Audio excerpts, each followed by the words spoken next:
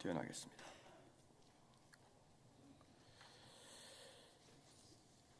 십자가에 못 박히신 예수님이라는 제목으로 하나님 말씀 선포하겠습니다.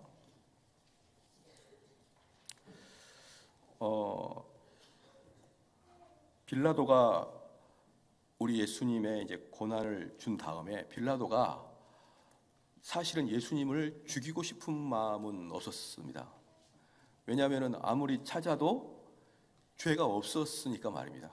그 빌라도 같은 경우는 예수님에게 개인적인 감정을 가질 이유가 없지 않습니까? 그렇기 때문에 빌라도는 정식 공무원으로서 그에게 죄를 찾았는데 특별히 그 유대인들이 예수님을 싫어한 이유는 나는 유대인의 왕이다, 즉 내가 메시아다라고 했기 때문에 유대인들은 너무너무 싫어했지만 빌라도 입장에서는 어떤 한 지역의 한 광신도에 불과한 거예요. 빌라도가 볼 때 예수님은 그러면 그 광신도를 형법으로 처벌할 수 있느냐 이 말입니다.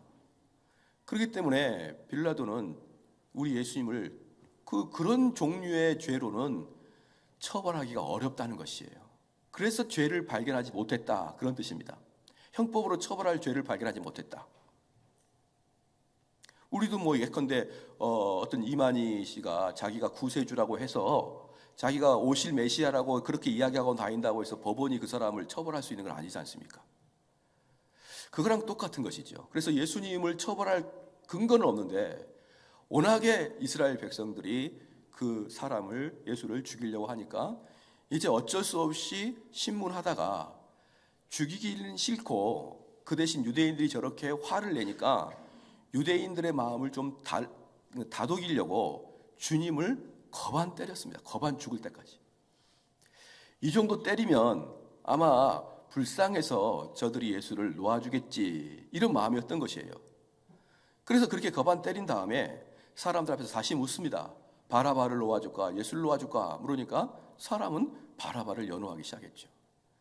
그리고 이제 예수님을 이제 로마 병정에게 넘기는 이제 사건부터 이제 오늘 보는 것이에요. 그러니까 이미 예수님께서는 로마 병정의 손에 인계될 때는 이미 엄청나게 맞은 상태고 엄청나게 온 몸에 피가 줄줄 흐르는 그러한 상태인 것입니다. 그런데 오늘 본 말씀 그대로 놔두시고요, 마태복음 27장을 한번 가보겠습니다.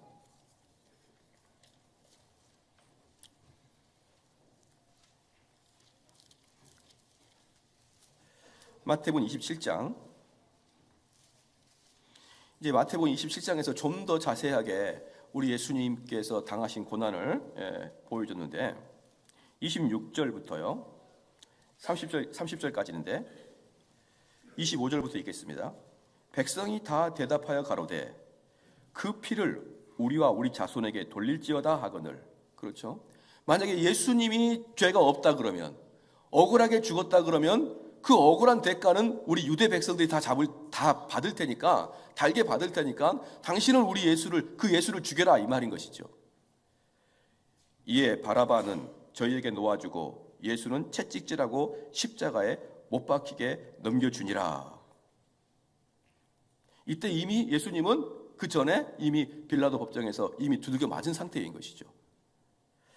27절에 이에 총독의 군병들이 예수를 데리고 관정 안으로 들어가서 온 군대를 그에게로 모으고, 여기서 이제 이상한 일이 발생하는데요.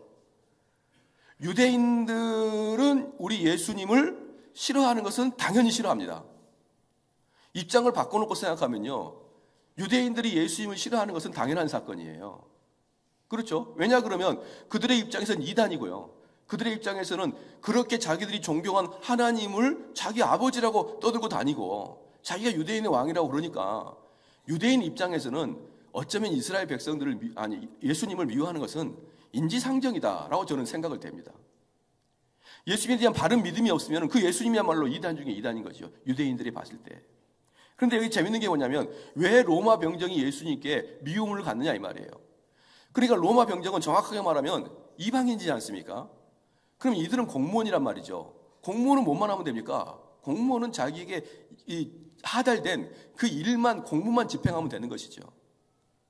그러면 이 로마 군대, 이 공무원, 이 사람에게 내려진 하달은 뭐냐면 예수님을 데리고 가서 십자가에 못 박으라는 것입니다.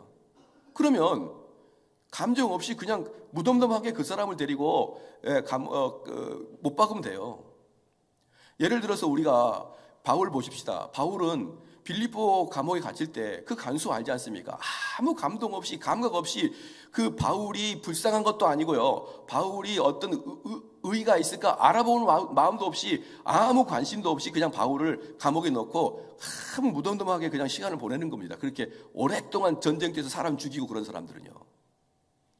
그러면 이 예수님에게 대해서도 당연한 마음으로 그냥 아무 감동 없이 감정 없이 그냥 십자가에 못 박으면 되는데 갑자기 엉뚱하게 다시 예수님을 군정으로 데리고 갑니다. 군 부대로 데리고 가요. 27절에 이에 총독의 군병들이 예수를 데리고 관정 안으로 들어가서 온 군대를 그에게 모으고 온 군대를 모으고 사람들을 많이 모은 상태입니다. 왜 그럴지 모르겠어요. 왜 그랬는지. 그의 옷을 벗기고 홍포를 입히며 그런데 거기서 예수님 옷을 다 벗기는 거예요. 왜 그럴까요? 창피를 주려고. 창피를 주려고 옷을 다 벗겨놓습니다. 그리고 그 예수님께서 얼마나 그 고통을 당했는지요. 그 The Passion of Christ 보셨죠? 그 영화 다 보셨을 거예요. 그러면 그 채찍의 끝에 뭐가 있다고 그랬습니까? 나비나 그 동물의 뼈 조각이 있어서 그걸 등을 내리치면 살까지 같이 떨어져 나오는 그런 채찍질이라고 그랬죠. 예수님은 그냥 채찍을 가하는 게 아니라 나비 달려있는 채찍을 받았기 때문에 등이 완전히 박고랑처럼 깊이 파인 겁니다. 그래서 이것을 시편 기자가 예언하여서 어떻게 예언했냐 그러면 시편 29편 3절 말씀에 밭 가는 자가 내 등에 갈아 그 고랑을 길게 지었도다. 그러니까 예수님의 등에는 밭의 고랑처럼 깊고 길게 쭉쭉 나가 있더라 이 말입니다. 이렇게 빌라도 법정에서 맞았어요. 이렇게 빌라도한테 겁안 죽도록 맞았습니다. 이따가 뒤에서 보겠지만 걸어가기 힘들 정도로 예수님 맞았어요. 그리고 그러면 그 예수님을 데리고 가서 그냥 십자가에 못 박아도 되는데 다시 관정으로 들어가서 그 예수님에게 입힌 게 뭡니까? 홍포입니다. 홍포. 이 홍포는 뭐냐면 로마 병사들이 그 갑옷 뒤에 입었던 그 망토, 빨간색 망토를 말하는 것이에요. 그러니까 그 주위에 거기는 군부대니까요. 군부대가니까 거기에 이미 낡아버리는 아주 허름한 홍포들이 여기저기 깔려 있습니다. 그러면 그 뒤에 망토는 뭐예요? 아주 묵직하고 빳빳한 그런 망토예요. 빨간색. 그럼 그 망토가 이 뒤에 박고랑 같이 쭉쭉 파여 있는 그 상처에 딱 달라붙는 것이죠. 그럼 그것도 얼마나 고통스럽습니까? 근데 지금 예수님께 지금 이들이 홍포를 입히는 이유가 무엇입니까? 그 당시에는 로마의 황제가 공개적인 장소에 올라갈 때는 빨간색 망토를 메고 가기 때문에 이 예수를 웃기게 만들려고 옷 다 벗기고 온몸에 피가 낭자하고 얼굴은 이렇게 부어있고 온 머리는 막 산발되어 있을 것이고 말이에요. 그에게 홍포를 입히면서 이죽이죽 거리는 것이에요. 이죽이죽 거려.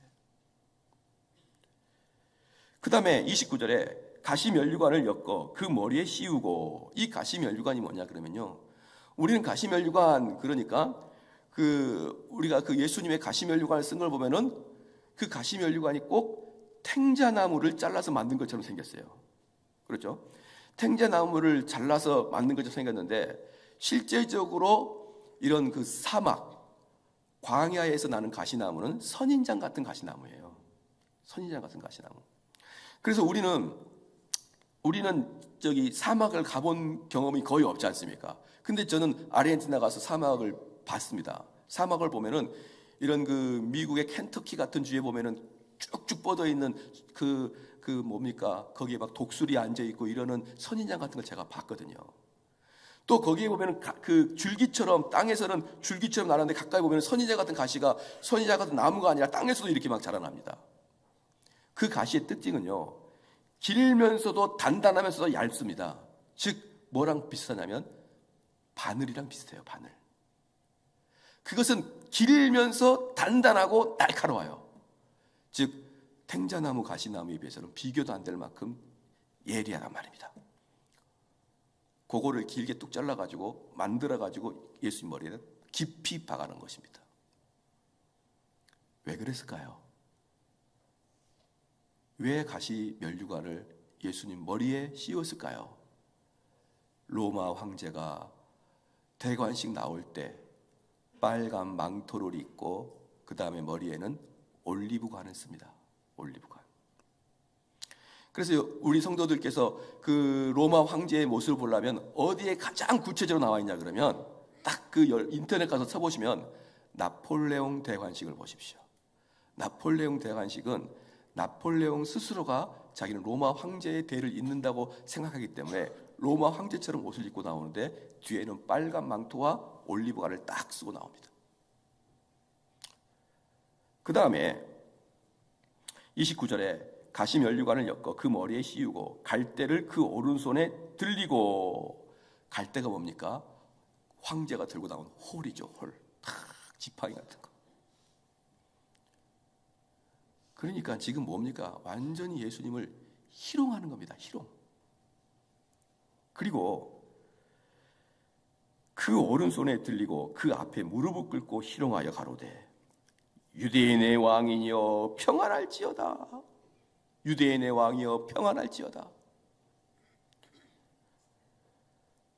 희희낙낙거리는 것이죠. 여기에서 우리 교회를 처음 나오신 분들도 있을 겁니다. 교회를 처음 나오신 분도 있을 텐데, 교회를 다른 데서 다니신 분도 계시고, 처음 나오신 분들 중에 기독교를 비평하는 사람들이 있습니다. 비평하는 자들이 있는데, 그들이 기독교를 비평할 때는 항상 공통적으로 어느 누구도 최소한 우리나라 사람들은 거의 대부분 기독교를 비평할 때 불신자들 중에서 성경 한 번 읽어보지 않고 신학서적이나 경건서적 같은 것은 아예 있는지조차 모르고, 이들이 기독교를 비평하는 유일한 이유는 삼류 작가들이 써놓은 기사들이나 보고 기독교를 비평하는 거예요. 이들이 기독교를 비평하는 것은 기독교를 객관적으로 면밀히 조사해서 내가 기독교를 공부해 보니까 이건 말이 안 돼. 최소한 서양 철학자들은 성경이나 제대로 읽고 비평하더란 말입니다. 그런데 우리나라 사람들은 읽지도 않아요. 지피지기면 백전백승인데 지피가 안 됩니다.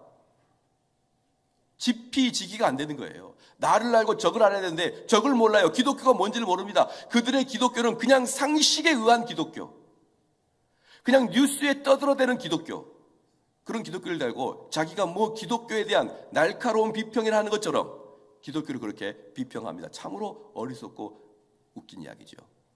근데 그들이 그렇게 기독교를 비판한 이유는 그들이 기독교를 객관적으로 연구해서 그 결과에 의해서 이건 말도 안 돼가 아니라 기독교는 사람의 본성상 기독교를 싫어합니다. 본성상. 지금 여기 보십시오. 로마 병정은 예수님에 대해서 알지도 못하고 심지어 예수에 대한 감정도 없는데, 아무런 감정이 없는 공무원이 이렇게 희롱을 하는 것은 이 공무원들이 빌라도의 명령에 의해서 어쩔 수 없이 공무를 수행하는 게 아니라 기쁘고 자발적인 마음으로 예수를 고통주고 희롱하는 것입니다. 이들은 업무를 수행하는 게 아니에요.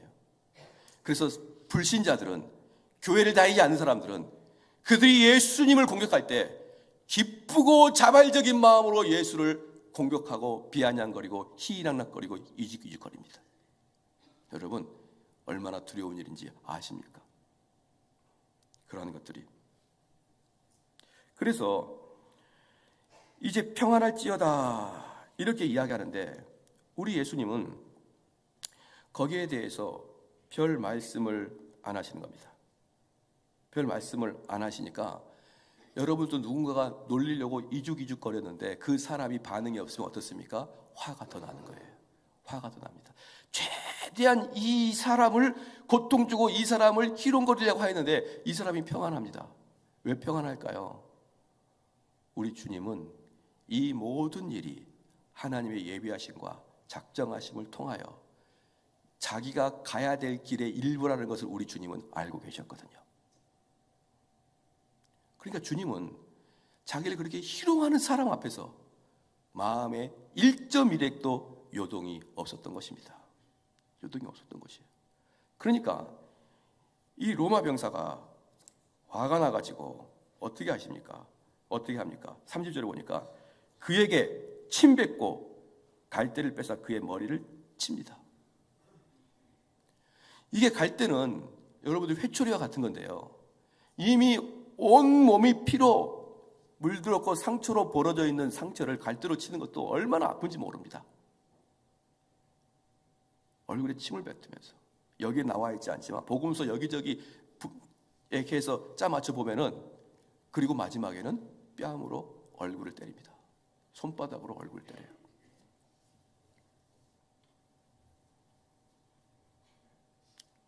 그분이 우리 예수님입니다. 그분이. 우리 주님의 마지막 고통은 말이죠, 모든 고통의 집합체입니다. 육체의 고통은 좀 이따 알아볼 건데요, 육체의 고통에다가 또 무엇의 고통입니까? 이 정신의 고통을 극단적인 데까지 이 마귀는 우리 예수님을 끌고 가요. 극단적인 고통, 극단적인 그 어떤 그 정신적 고통.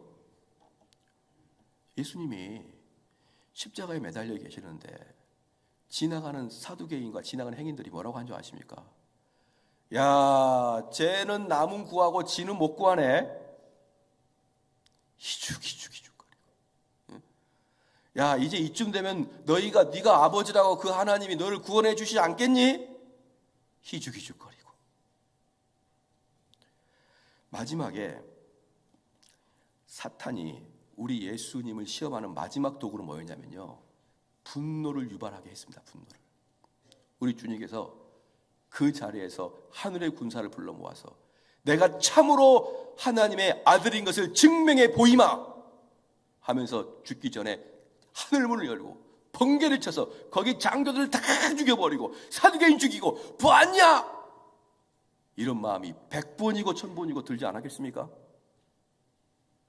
내가 그렇게 쓸모없는 인간이 아니야. 내가 그동안 살아가는 것들 그냥 헛된 말한 것도 아니야. 나는 정말 하나님의 자녀야. 나는 하나님의 독생자야 라는 것을 증명해 보이고 싶지 않았겠냐고요. 이 상황 되면은.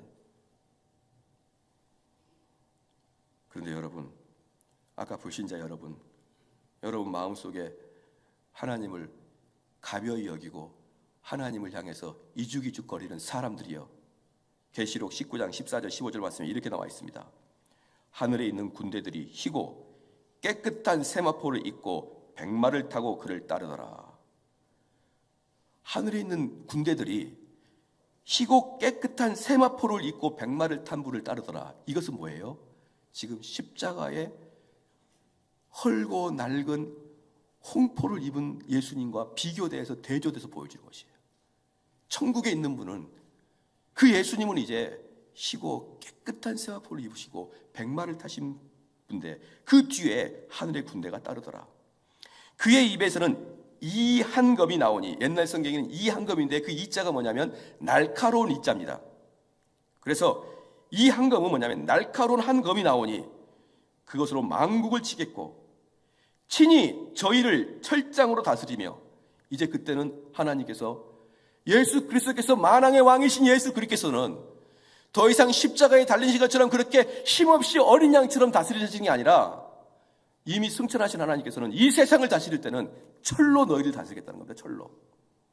너희들이 그렇게 보내신 하나님은, 너희들이 그렇게 보내신 예수님은 이제 그렇게 어린 양의 모습이 아니라 만왕의 왕처럼 철로 너희를 다스리겠다. 철창으로 다스리며 또 친히 하나님 곧 전능하신 이의 멸렬한 진노로 포도주를 밟겠다. 계시록 말씀에 하면 이 십자가에서 피가 떡이 되도록 당하신 예수님께서는 이제 하늘에 올라가서는 그들을 다스릴 때, 예수님에 대해서 공격한 그들을 다스릴 때 철로 다스리는데 아주 끝장을 내겠다는 것입니다. 끝장을 내겠다는 거예요. 하나님의 진노가 하나님을 무시하는 자에게 어떻게 임하느냐? 시편 2편 4절 6절 말씀에 하늘에 계신 자가 웃으시며 주께서 저희를 비우시시로다. 정반대예요. 이 땅에 있을 때는 그런 불신자와 이 땅에 있을 때는 그렇게 예수님을 믿지 않는 자들이 우리 주님을 이죽거리다가 우리 주님께서 승천하신 이후에는 우리 주님이 이제 그들을 비우실 것이다. 하늘에 계신 자가 웃으시며 주께서 저희를 비우시시로다. 그때의 분을 바라며, 그때의 우리 주님 분을 바라며 진노하사 저희를 놀래어 이르시기를 내가 나의 왕을 내 거룩한 산 시온에 세웠다 하시리로다. 사랑하는 성도 여러분, 이걸 알고 계시는, 이 구약에 이렇게 기록된 것을 알고 계시는 우리 주님께서는 베드로전서 2장 23절 말씀에 욕을 받으시되 대신 욕하지 아니하시고 고난을 받으시되 위협하지 아니하시고, 욕을 받으시되 대신 욕하지 아니하시고 고난을 받으시되 위협하지 아니하시고, 왜 그러시냐? 그 다음 구절에 뭡니까? 오직 공의로 심판하신 자에게 부탁하셨다 했습니다. 우리 주님은 사람들이 우리 주님을 가볍게 여기고 이죽거리고 희롱하는 것에 대해서 마음을 쓰지 않습니다. 그리고 그에 대한 진노는 하나님 아버지의 공의에 맡기시는 것입니다. 이분이 바로 우리 예수 그리스도시고, 우리 예수님께서는 이 말씀을 하시기 위해서 그 전에 뭐라고 하시느냐? 나를 따르려거든 너를 부인하고 십자가를 지고 나를 따르라 했습니다. 그럴 때 그 나를 부인하는 게 무엇입니까? 제일 근거로 나를 부인하는 것이 사람들이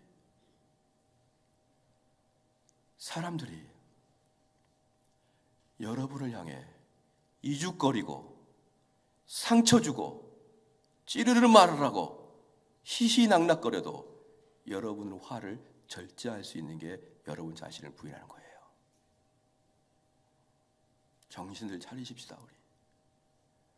우리 주님이 나의 주인이라고 고백하면서 누군가가 내 마음에 공격을 하고 누군가가 내 마음에 상처를 주면 끝까지 안갚음하려고 마음먹지 않고 있습니까?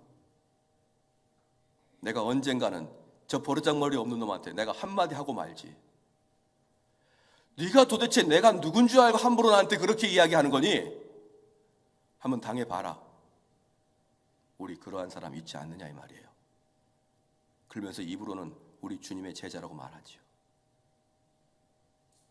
우리 주님은 도대체 이렇게 희롱당할, 이렇게 놀림받고 조롱받을 만한 일을 한 번도 우리 주님은 하지 않으시고, 저와 여러분의 죄 때문에, 우리의 이 비참한 상태 때문에 우리 주님은 이 일을 친히 그 일을 당하셨는데, 우리 인격이 얼마나 고상하고 우리 인격이 얼마나 깨끗해서 사람들이 우리를 공격하면 그렇게 못 참습니까? 한번 대답을 한번 해보십시오. 양심이 있으면 우리가 스스로 한번 비교 평가해 봅시다.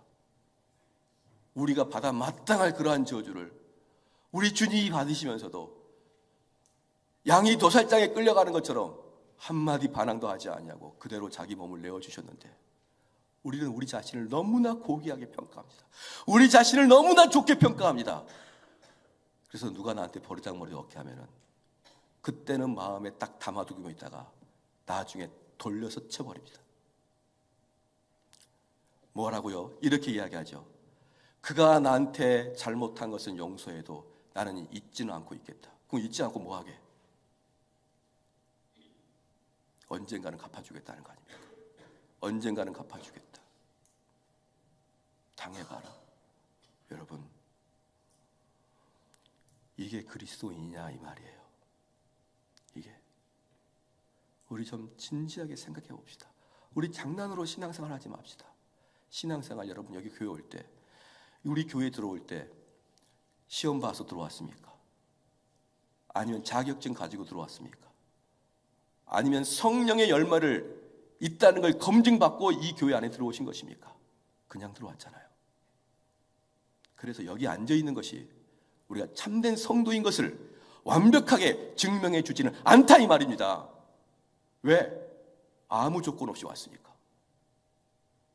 그러므로 우리는 참된 성도가 되기 위해서 무엇을 봐야 됩니까? 내 마음에 상처 준 것에 대해서 좀 씻어버리고, 내 마음에 좀 깊은 상처를 갖다가 나 같은 더럽고 추한 양심이, 나 같은 더럽고 추한 인격이 뭔 상처야 씩씩 문대버릴 수 없느냐 이 말이에요. 나 같은 더러운 것은 이런 욕을 들어도 당연해. 나 같은 추한 것들은 이런 식의 대우를 받아도 당연해. 그 정도의 겸손함이 없느냐 이 말입니다. 내 영혼이 얼마나 높은지, 내가 얼마나 고귀한지, 퀄리티가 있는지, 누가 나한테 좀만 속상한 일 하면은 피식 그냥 얼굴 붉히고 얼굴 울그락불그락하고, 도대체 나한테 이 사람들이 왜 이런 식으로 내가 같은 이렇게 고귀한 사람을 대하는 거야? 이렇게 하는 그 양심이 진짜 제대로 된 양심이냐 이 말입니다. 그렇게 한 양심이 진짜 기독교인이냐 이 말이에요. 우리 그리스도인들은 우리의 주는 고난과 우리에게 희낙낙거리고 우리를 공격하는 사람들을 하나님께 맡길 수 있는 능력이 있어야 됩니다. 우리 스스로 자력으로 원수를 갚는 게 아니에요. 이것은 지금 현행법도 똑같습니다. 우리 영화 보면 어떻습니까? 누군가가 우리를 고통 주면은 나중에 그 사람 우리가 공격할 때 속이 후련하죠. 그러나 현행법은 그 사람들도 살인죄요, 폭력죄로 들어갑니다. 현행법도 우리가 피해를 당하면 그 피해에 대한 대가는 국가에서 하는 것입니다. 우리가 직접 자력으로 그들을 공격하는 게 아니에요. 마찬가지로 우리가 누군가를 공격할 때 하나님께 맡길 수 있어야 됩니다. 그게 예수 그리스도를 따르려는 제자들의 첫 번째 나타난 특징이에요. 이 말씀이 여러분에게 큰 은혜가 되길 주로 축원합니다. 크게 감동되고 그러지 못한 자신에 대해서는 정말 부끄럽게 생각하시고 정말 내가 이거 아무것도 아닌 존재였구나, 내 안에 도대체 성령이 계시기는 하느냐, 이런 마음으로 우리가 신앙생활을 해야 되는 것입니다. 그런데 이렇게 우리 주님이 고통을 당하시자 얼굴에 거의 다 망가지고 등이 다 했기 때문에 우리 주님은 처음부터 걸어 다니기가 힘들었습니다. 그렇기 때문에 그 십자가를 짊어질 수가 없는 거예요. 두 가지 학설이 있는데, 한 가지 학설은 십자가의 기둥은 골고다에 세워놓고, 골고다와 갈보리는, 골고다는 히브리 말이고 갈보리는 라틴 말이에요. 똑같은 말입니다. 갈보리와 골고다는 똑같은 말이에요. 갈보리는 라틴어일 뿐이에요. 라틴어는 이탈리아어를 말합니다. 그럼 이 골고다로 끌려갔을 때, 갈보리에 끌려갔을 때 거기에 기둥을 세워놓고 예루살렘에서부터 그 가로에 십자가를 짊어지고 왔다는 그런 학설이 있고요. 아니면 통째로 십자가를 짊어지고 왔다는 학설이 있는데, 성경적으로는 통째로 짊어지고 오는 것입니다. 통째로. 그럼 통째로 짊어지고 올 때는 어떤 거냐면 십자가 하나가 90kg에 달합니다. 90kg에. 여러분들이 아마 군대에 있을 때 저걸 보았을 거예요. 그 철길 또는 침묵 있죠, 침묵. 그 철길에 도는 침묵을 그런 걸로 십자가를 만들었기 때문에 십자가 하나는 90kg에 달합니다. 옛날에 어른들 중에 우리 동네 천하장사다 그러면 쌀 한 가마니 들었는데 그게 80kg예요. 근데 쌀보다 더 무거운 90kg를 일반인도 메고 오기 힘든데 거반 죽은 우리 주님이 그걸 끌고 오기는 거의 불가능했습니다. 마가복음 15장 22절 말씀에 이런 말씀이 있습니다. 예수를 끌고 골고다라 하는 곳으로 이르러. 예수를 끌고 골고다라 하는 곳에 이르러. 여기서 뭐냐면 로마 병정이 예수를 질질 끌고 왔다는 거예요. 못 걸어서. 마가복음 15장 보겠습니다. 마가복음 15장.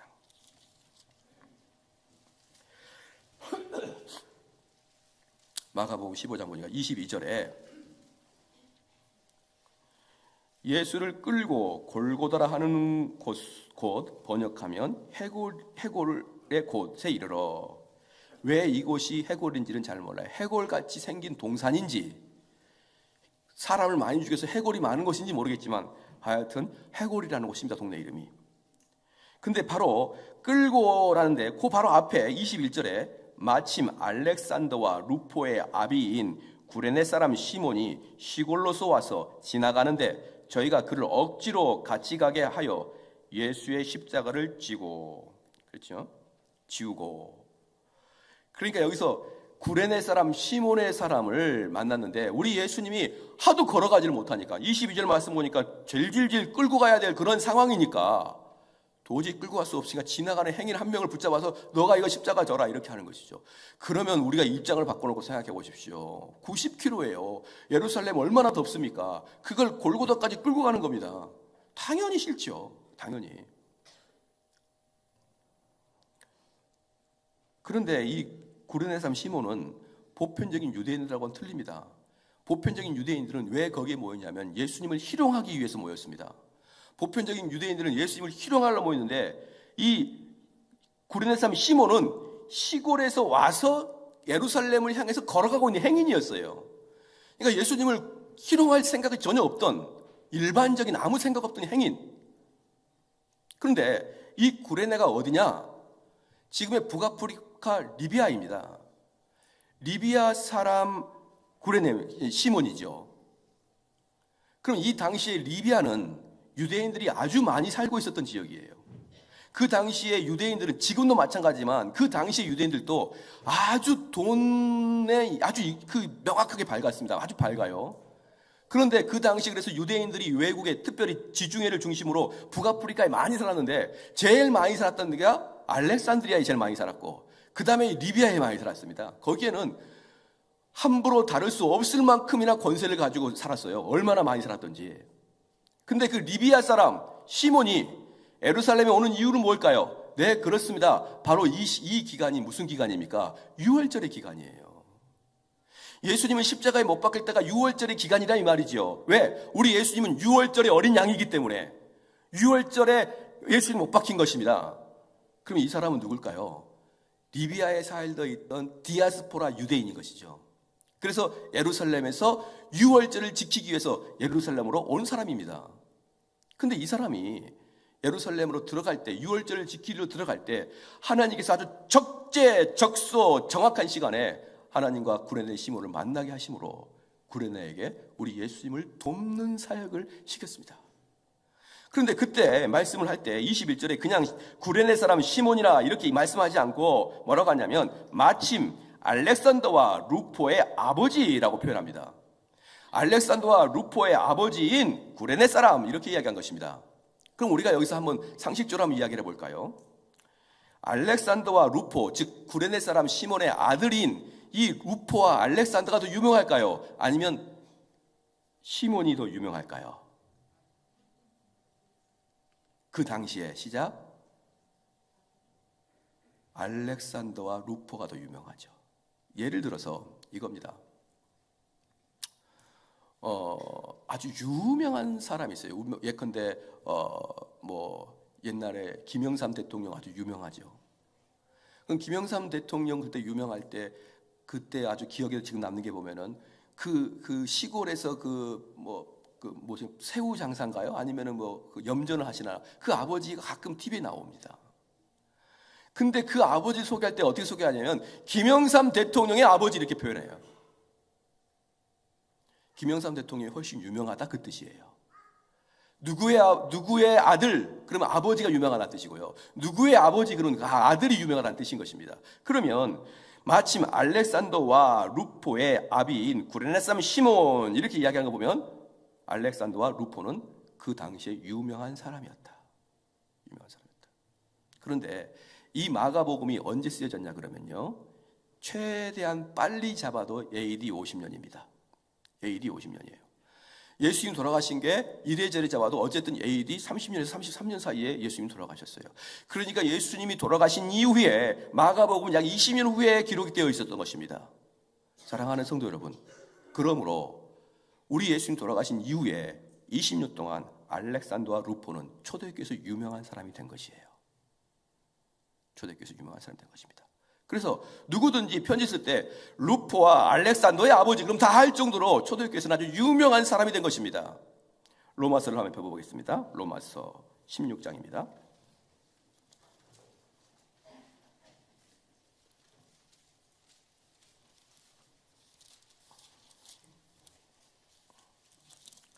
로마서 16장입니다.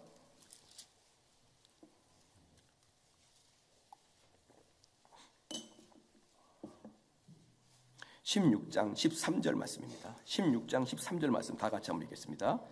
주 안에서 택하심을 입은 루포와 그 어머니에게 문안하라.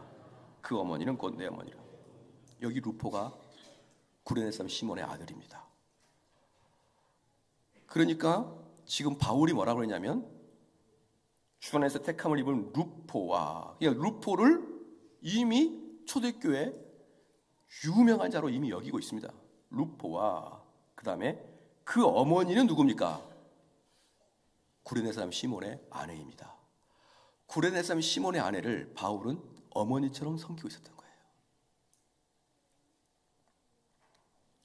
사랑하는 성도 여러분, 이게 바로 하나님의 역사인 것입니다. 우리 주님은 마지막 돌아가실 때까지 한 명의 영혼을 전도하셨어요. 그리고 이 사람 다음에 십자가 옆에 있던 강도도 전도했습니다. 걷지도 못하시고 정신도 혼미하시고 완전히 넋이 나갈 만한 한 그 중앙에서도 구레네 사람 시몬을 전도합니다. 시몬은 어떻습니까? 시몬은 비록 억지로 우리 주님을 만났지만 그 주님 옆에서 그 주님의 눈빛과 끌려가는 중간에 우리 주님께서 무슨 말씀을 하시지 않았겠습니까? 시몬에게. 그걸 듣고 큰 감화 감동을 받고 주 앞에 돌아온 자예요. 사랑하는 성도 여러분, 그러므로 혹 이 교회를 나올 때 부모가 어거지로 끌고 아내가 어거지로 끌고 남편이 어거지로 끌을지라도 이곳에 앉아있는 것이 내 마음이 감동될 때 교회에 오겠습니다 라고 말하는 것보다 100배나 1000배나 많습니다. 어떤 사람은 그렇게 말합니다. 목사님, 내가 지금 나오는 건 너무 형식적이에요. 목사님, 내가 지금 나오는 것은 우리 엄마 아빠가 오라고 해서 그러는 거예요. 사실은 목사님, 제 마음에는 사실은 믿어지지 않습니다. 나 그런데 이렇게 나오는 것은 너무 이중인격 같아요. 내 속마음은 진짜 아닌데 이렇게 이중인격 같아요. 사랑하는 성도 여러분, 그래도 앉아 있어야 됩니다. 그리고 하나님, 그리고 예수 그리스도를 가까이 하셔야 됩니다. 그럼 예수님께서 마지막에 그 구레네 사람 시몬을 구원하심으로 성경에 버젓이 기록된 게 무슨 뜻입니까? 구원받았다는 뜻 아닙니까? 그 자녀도 바울도 인정할 만큼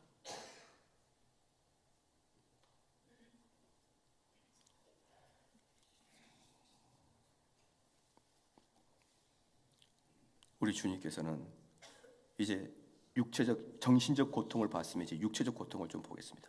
육체적 고통을 보면은 십자가를 통째로 들고 왔을 때의 사형식 방법은요, 이 가로만 들고 왔을 때, 가로지기 나무만 들고 왔을 때는 그 통나무를 아예 거기다 세워놓고 끌고 와서 이렇게 도르래처럼 끈으로 묶어가지고 끌어올리는 것이죠.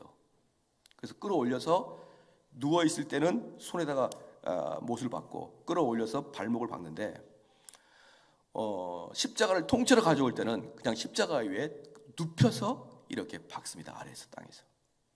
그런데 그때 못이 얼마나 두껍냐 그러면, 못이 그 일반 성인 남자를 십자가 상태에서 죽을 때는 3에서 나흘 정도가 걸립니다. 사나흘이 걸려야 십자가에서 마지막 운명을 합니다.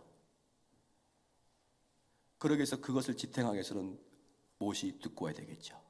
그 두께가 어느 정도 되냐면, 여러분 철길에 박아놓은 못 있죠. 철도에 박아놓은 그 침목에 박아놓은 못, 그 정도 두께의 길이는 약 30cm 정도 됩니다. 이 못을 박아야 쭉 뚫고 들어가서 그 다음에 뒤에서 꺾어서 빠져나오지 않게 만들 수가 있는 것이에요. 근데 그것을 손에다가 박아놓으면 3일 동안 이 손의 근육이나 힘줄이 이걸 버텨내지 못하고 찢어져 버립니다, 손이. 그러므로 팔목에다가 뼈와 뼈 사이에다 박아놓는 거예요. 그렇게 해서 걸어놓습니다. 그리고 발목도 발등에다 박는 게 아니라 발목에다 박아서 그렇게 누워있을 때 완벽하게 못으로 박습니다. 그리고 그 십자가를 세워요. 뚝 세운 다음에 그 구덩이에다가 퉁 집어넣습니다. 그때 구덩이에 퉁 들어갈 때부터 온 몸에 더 큰 고통과 더 큰 자극이 주어지는 것이에요. 더 큰 고통과 더 큰 자극이. 그래서 이 십자가 상태에 있을 때는 몸이 불편하기 때문에 몸을 좀 움직이려 그러면요, 이 손에서 좀 힘을 주면 이쪽 손의 꼭지점을 통해서 여기서 엄청난 고통이 쓰러지고, 여기서 좀 움직이면 여기서 고통이 해가지고 죽을 때까지 고통은 내 몸에 그 못이 박혀있는 꼭지점을 통해서 계속 맴도는 것입니다. 계속 죽을 때까지. 로마 황제 티베리우스라는 황제가 있습니다. 로마 황제 티베리우스는요, 그렇게 십자가 처형을 즐겨하였습니다. 이 사건 이후에 예수님께서 분명히 말씀했습니다. 이 유대인들이 예수님이 무지하면 그 피는 우리가 받겠다라고 고백했는데, 그 고백한 이후에 AD 70년에, 성경이 나오지 않았지만 AD 70년에 로마 병사들이, 로마가 유대를 완전히 싹쓸이해 버렸지 않습니까? 예루살렘은 완전히 싹쓸이했죠. 그때 사람들 거의 대부분 어떻게 죽였는지 아십니까? 다 십자가에 죽였어요. 티베리우스가. 십자가에 죽일 때 얼마나 많이 죽였냐면 나무가 없을 정도로 십자가에 매달아 놨다고 역사에 나옵니다. 나무가 없을 정도로. 그래서 예루살렘 온 천지는 십자가로 도배가 되어 있고요, 온 천지에 나흘이 지나서 시체가 매달려 있거나 죽어가면서 소리 지르는 사람들로 예루살렘에 가득가득 찼습니다. 다시는 우리 로마한테 대항하면 이렇게 될 것이라는 걸 보여주기 위해서 그렇게 로마 군대들은 이스라엘 백성들을 그렇게 다뤘습니다. 그때 티베리우스는 특별히 십자가형을 좋아했는데 왜 그러냐 그러면, 티베리우스 마음속에는 뭐가 있었냐 그러면 죽음은 영혼의 안식이다라는 생각을 갖고 있었어요. 죽음은. 그래서 단번에 죽이는 것은 저 죄수에게 자비를 베푸는 것이라 생각했습니다. 그래서 절대로 단방에 죽이지 않고 3, 4일 동안을 고통 속에 죽게 하는 십자가형을 그렇게 티베리우스는 즐겨했습니다.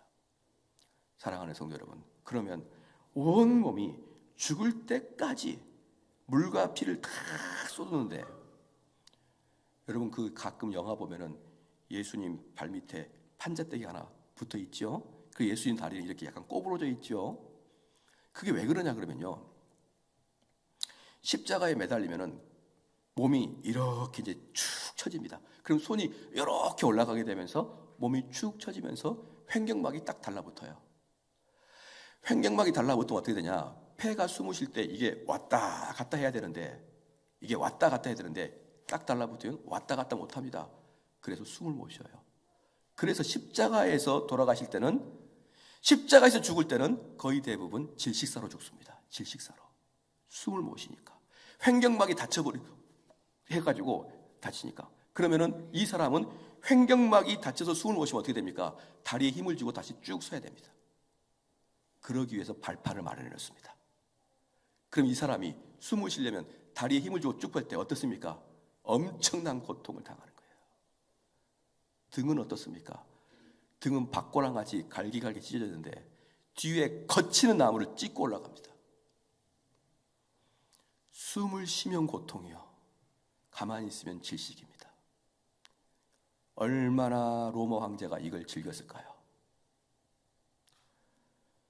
그래서 로마들이 그 예수님 발밑에 판자떼기, 즉 십자가 처형당한 희생자들 밑에 판자떼기를 깔아준 것은 그 죄인을 위함이 아니라 죄인이 끝까지 고통을 연장시키기 위해서 판자를 깔아주는 것입니다. 그래서 오르락내리락 3일 동안 하다가 마지막 힘이 없으면 푹 꺼져서 질식사로 죽어요. 여러분, 우리 주님이 바로 여러분을 위해서 그랬습니다. 누구도 아니고 바로 나. 아무런 그렇게 당할 이유가 없는데 나 때문에 죽었어요. 내가 당해야 될 걸 우리 주님이 당했는데 자존심이 왜 그렇게 셉니까, 여러분? 저는 이해가 안 되는 것이에요.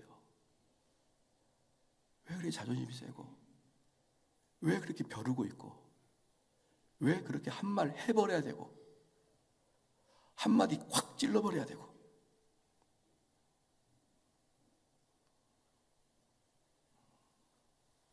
우리 주님이 그렇게 가신 것을 여러분 알면 우리 이렇게 신앙생활 안 됩니다.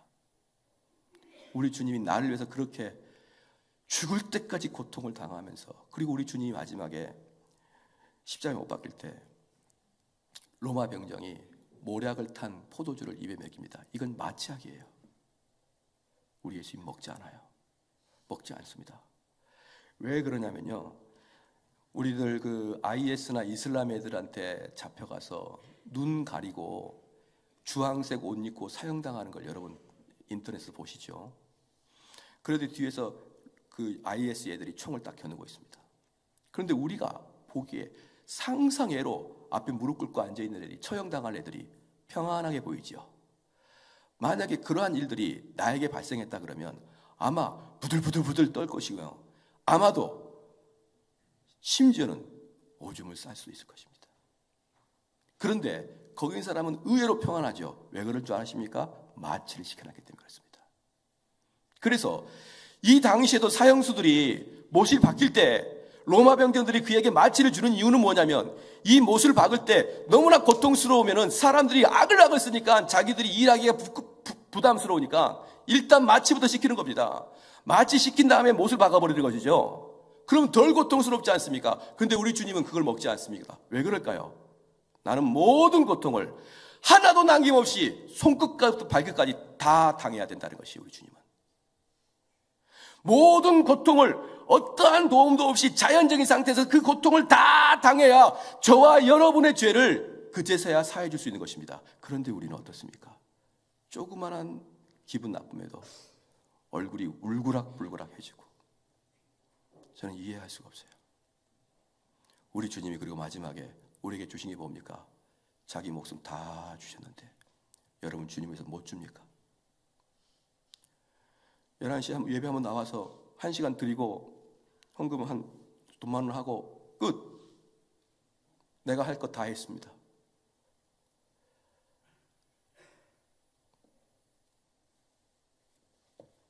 우리 그렇게 하면 안 됩니다, 여러분. 우리는 주님이 뭐라고 했습니까? 내 너를 위하여 몸 버려 피 흘려 네 죄를 속하여 살 길을 주었다.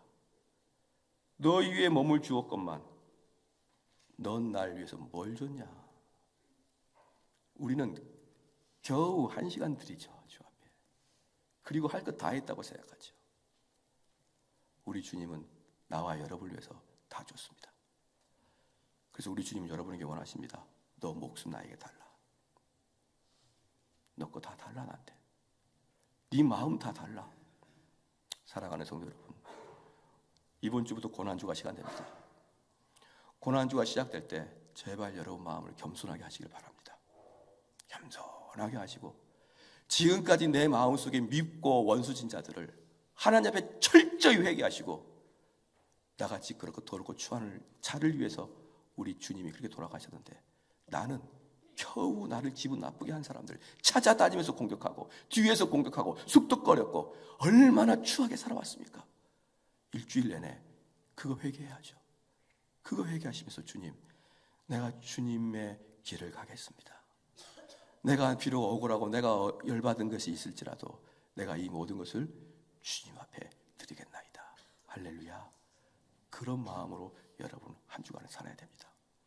여러분 절대로 우리 인격이 얼마나 추합니까? 화내지 맙시다. 우리 화내지 맙시다. 우린 당해도 마땅합니다. 우리 주님이 나를 위해서 그렇게 돌아가셨다는 것을 기억하시기를 주의로 축원합니다. 우리 한번 기도하시겠습니다.